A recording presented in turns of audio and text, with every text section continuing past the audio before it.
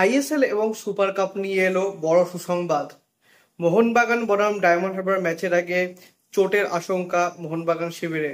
শহরে চলে এলেন মোহনবাগানের অজি তারকা দিমিত্রি পেত্রাতস। তো hello guys, welcome to channel Bong MFC বঙ্গের ভিডিওতে আপনার সবাইকে আরো একবার স্বাগত। আজকে আমি নিয়ে এসেছি ইন্ডিয়ান ফুটবল আপডেট 30 পর্ব। তো চলুন একদম দেরি না করে আজকে ভিডিওটা শুরু করা যাক।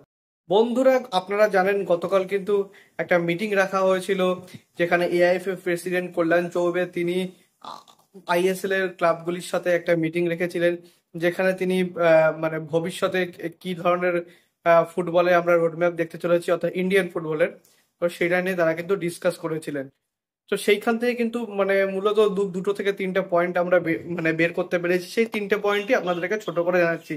সবার প্রথম যেটা মন্তব্য সেটা হলো, এইবার ডুরান্ড কাপটা শেষ হওয়ার পর অর্থাৎ সেপ্টেম্বরের সেকেন্ড কি থার্ড উইক থেকে কিন্তু সুপার কাপ হবে। অর্থাৎ সুপার কাপ কিন্তু এবার যেটা আমরা প্রতি বছর সব সব সর্বশেষ টুর্নামেন্ট হিসেবে দেখে আসছি, সেইটা কিন্তু এবার সেকেন্ড টুর্নামেন্ট হবে। অর্থাৎ ডুরান্ড কাপের পরেই কিন্তু আমরা সুপার কাপ দেখতে চলেছি। তবে কবে হবে সেটা নিয়ে কিন্তু এখনো ডিসিশন নেওয়া হয়নি। এর আগে মানে সুপার কাপ হওয়ার আগে আরো একটা মিটিং হবে, যেটা কিন্তু পরের মাসে হবে। কিন্তু এইটুকুনি জানা যাচ্ছে, সেপ্টেম্বরের সেকেন্ড বা থার্ড উইক থেকে কিন্তু সুপার কাপ শুরু হবে।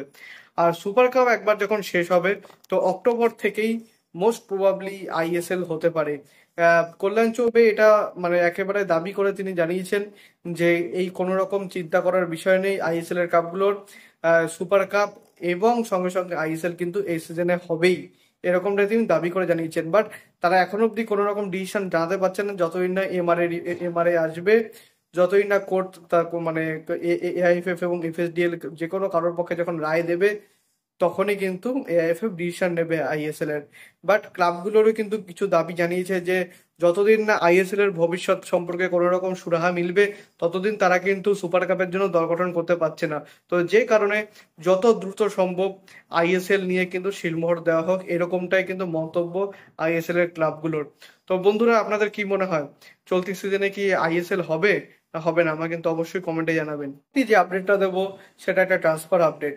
তো পুলিশ এফসির 22 বছর বয়সী ফরওয়ার্ড মোহাম্মদ আমির লাইন, তাকে নিয়ে কিন্তু টানাটানি পড়ে গেছে কলকাতার দুই শিবিরে।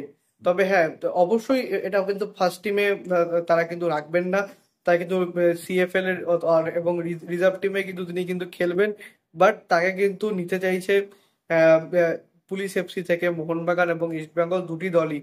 22 বছর বয়স এবং তিনি দুটো ম্যাচ খেলেছেন পুলিশ এফসির হয়ে, এবং দুটো ম্যাচে কিন্তু দুটি গোলই করেছেন।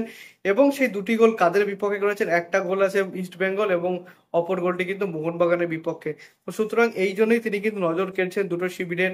এবার দেখা যাক কোন দল তাকে পেতে পারে। তো বন্ধুরা, আপনাদের কি মনে হয় কোন দল তাকে পেতে পারে? আমাকে অবশ্যই কমেন্টে জানাবেন। এই আপডেট কিন্তু মোহনবাগানকে নিয়ে। তো আপনারা সকলেই জানেন গতকাল মধ্যরাতে, গতকাল ঠিক বলা উচিত নয়, আজই রাত 12টা 45-এ মোহনবাগান জনতার নয়নের মণি দিমিত্রি পেত্রাদোস, তাকে কিন্তু কাঁধে করে এয়ারপোর্ট থেকে তার ট্যাক্সিতে নিয়ে আসেন মোহনবাগান জনতা। এবং এই রকম উচ্ছ্বাস কিন্তু মানে বহুদিন আমরা কিন্তু দেখিনি। এর কারণও একটা হতে পারে, কারণ এই সিজনটা কিন্তু হতে পারে মোহনবাগানীদের আদরের ডিমি গডের কিন্তু লাস্ট সিজন। কারণ এখন অবধি কোনো রকম কন্ট্রাক্ট এক্সটেনশনের বিপক্ষে মানে বিষয়ে তার সঙ্গে কোনো রকম কথা বলা হয়নি। তো সে কারণে যদি তিনি তার পারফরমেন্স লেভেলকে ইমপ্রুভমেন্ট না দেখাতে পারেন, তাহলে সেক্ষেত্রে মোস্ট প্রবাবলি তাই কিন্তু মোহনবাগান ম্যানেজমেন্ট রাখবে না। যাই হোক, কি হবে সেটা কিন্তু পরের কথা।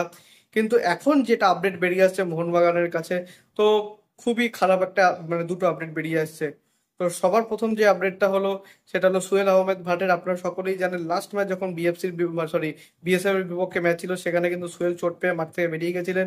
বাট তার ইঞ্জুরিটা এতটাই গুরুতর যে তিনি কিন্তু নেক্সট ম্যাচে কিন্তু ডায়মন্ড হারবার এফসি ম্যাচে উপস্থিত থাকতে পারবে না। যদিও মলিনার কপালে কিন্তু স্ট্রাইকার নিয়ে কোনো রকম চিন্তা নেই, কারণ তার হাতে কিন্তু দুই অজি স্ট্রাইকার অর্থাৎ কামিন্স এবং ম্যাকলারেন দুজনেই রয়েছেন, এবং তারাই মোস্ট প্রবাবলি ডায়মন্ড হারবার এফসির বিপক্ষে কিন্তু শুরু করবেন। আর অপরদিকে কিয়ার নাসিরি, তাকে কিন্তু মনভীর সিং এর জায়গায় কিন্তু নামানো হয়েছিল আগের দিন। বাট অনুশীলনে তারও কিন্তু চোট লাগে। এবং তার পাশাপাশি আমরা কিন্তু আলবার্তো রদ্রিগেজকেও দেখতে পেয়েছি। আগের দিন তিনি কিন্তু সাইড লাইনে ছিলেন, তিনি কিন্তু খুব একটা প্র্যাকটিস করেননি। তো সুতরাং মনে হচ্ছে দুজনেরই কিন্তু সামান্য রকম ইনজুরি হয়েছে, যদিও ডায়মন্ড হারবার এফসি ম্যাচের আগেই আমরা কিন্তু জানতে পারবো যে এই দুজনের চোট ঠিক কতটা গুরুতর। বাট সোহেল কিন্তু আর খেলতে পারবেন না, কিন্তু খেলতে পারবেন এমন একজন ফুটবলারের নাম আমি আপনাদের বলে একটু আপনাদেরকে খুশি দিতে চাই, সেটা হলেন আপুইয়া। আপুইয়ার কিন্তু তিনি কিন্তু তার সাসপেনশনটা কিন্তু কেটে যাচ্ছে। তার 2 ম্যাচের সাসপেনশন ছিল আগে, সেখান থেকে তিনি সেটা কাটিয়ে কিন্তু মাত্র 1 মাসের সাসপেনশন করা হলো।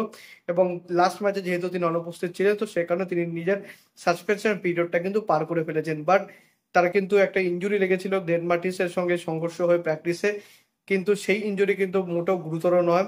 তিনি কিন্তু প্র্যাকটিস শুরু করে দিয়েছেন এবং মোস্ট প্রবাবলি কিন্তু ডায়মন্ড হারবার এফসি ম্যাচের তিনি কিন্তু স্কোয়াডে থাকবেন। তো এইটা কিন্তু একটা মোহনবাগানী ফ্যান্সদের জন্য বেশ খুশির খবর। তো এইটুকুনি ছিল আজকের আপডেট ভিডিও। যদি ভিডিওটা ভালো লাগে থাকে ভিডিও অবশ্যই লাইক করবেন, চ্যানেল সাবস্ক্রাইব করে বেল আইকনটা অবশ্যই প্রেস করে দেবেন আমাদের সমস্ত ভিডিওর আপডেট নোটিফিকেশন সবার আগে পাওয়ার জন্য। এছাড়া আপনাদের সোশ্যাল মিডিয়া হ্যান্ডেল ফলো করতে পারেন, লিঙ্ক আমি ডিসক্রিপশনে ফার্স্ট কমেন্ট দিয়ে রাখবো। সব মেক শিওর ফলো দেন, ছোটখাটো কিছু আপডেট সেখানে দেওয়ার চেষ্টা করি। আর দেখা হচ্ছে পরের ভিডিওতে। আপাতত বাই বাই।